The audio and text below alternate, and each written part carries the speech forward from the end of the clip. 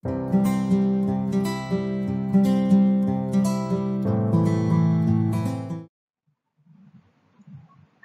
Assalamualaikum warahmatullahi wabarakatuh. Apa khabar semua? Cikgu harap semuanya berada dalam keadaan sihat walafiat dan ceria-ceria selalu.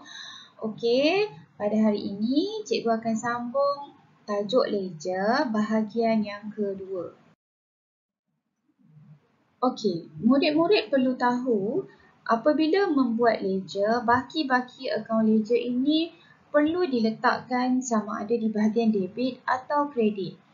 Jadi macam mana nak tahu? Dia kena ikut klasifikasi sama ada ia adalah akaun aset, liability dan juga equity pemilik.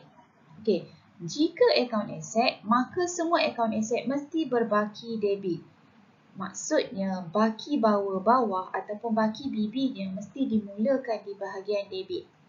Jadi sebarang penambahan pada aset juga mesti direkodkan di bahagian debit dan pengurangan aset direkodkan di bahagian kredit. Sebagai contoh, akaun perabot, akaun lengkapan, akaun kenderaan, akaun inventory, akaun belum terima, akaun bank, akaun tunai, akaun hasil belum terima dan akaun belanja prabayar. Okey, manakala untuk akaun liability, semua akaun liability mesti berbaki kredit, iaitu baki BB-nya, iaitu baki bawah-bawahnya mesti bermula di bahagian kredit. Jadi, sebarang penambahan direkodkan di bahagian kredit dan pengurangan direkodkan di bahagian debit. Sebagai contoh, akaun belum bayar, akaun overdraft bank, akaun pinjaman dan akaun gadai janji. Baki akaun belanja pula, semuanya akan berbaki debit. Sebarang penambahan belanja akan direkodkan di bahagian debit juga. Contohnya, akaun belanja, akaun gaji, akaun belanja am, akaun kadar bayaran, akaun susut nilai, aset bukan semasa dan akaun faedah atas pinjaman. Untuk akaun hasil, semua yang diklasifikasikan dalam akaun hasil mesti berbaki kredit. Penambahan hasil juga akan direkodkan di bahagian kredit. Contohnya, akaun jualan, akaun sewa diterima, akaun dividen, akaun faedah atas simpanan tetap dan akaun komisen diterima. Okey, untuk akaun equity pemilik, akaun equity pemilik ini terdiri daripada dua, iaitu akaun modal dan juga akaun ambilan. Sebarang penambahan modal akan direkodkan di bahagian kredit akaun modal, manakala sebarang penambahan ambilan akan direkodkan di bahagian debit akaun ambilan. Jadi di sini boleh tengok akaun modal akan dikreditkan apabila nilai bertambah dan dia akan didebitkan apabila nilai berkurang, manakala akaun ambilan juga mesti didebitkan apabila nilai bertambah. Okey, di sini cikgu ada buat sedikit ringkasan untuk memudahkan kamu.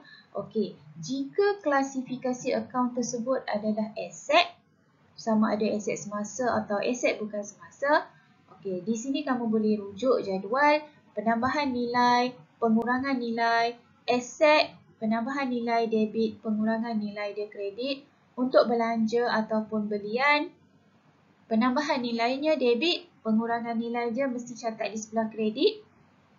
Untuk liability, bakinya ataupun penambahan nilainya mesti bermula di kredit dan pengurangan nilainya bermula di debit. Okey.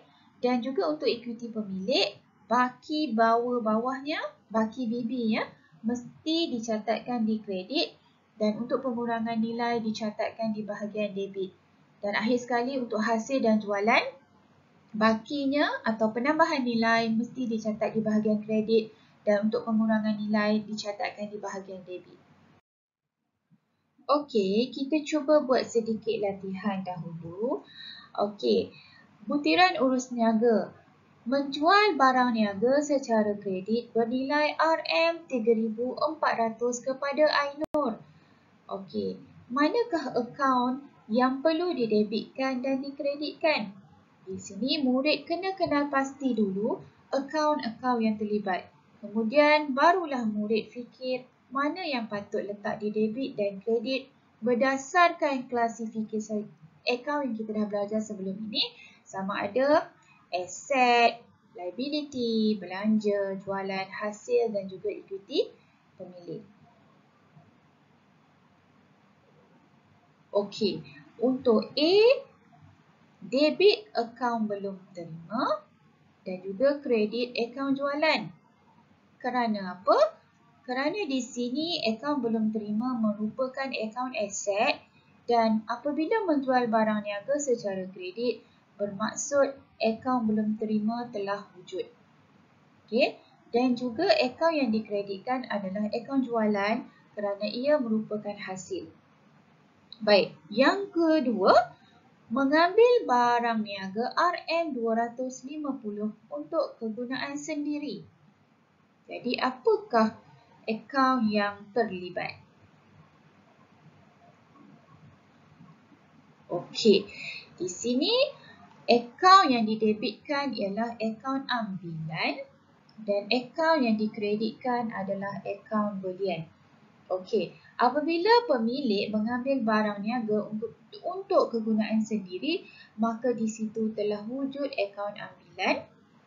Akaun ambilan merupakan catatan kontra bagi akaun modal dan ia akan mengurangkan modal bahagian ekuiti pemilik.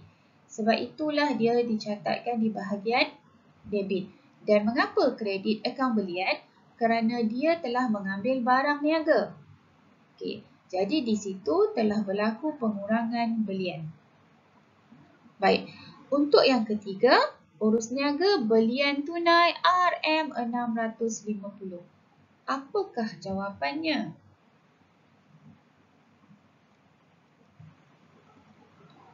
Okey, akaun yang didebitkan adalah akaun belian, akaun yang dikreditkan adalah akaun tunai. Apabila belian berlaku, ini merujuk kepada belian barang niaga.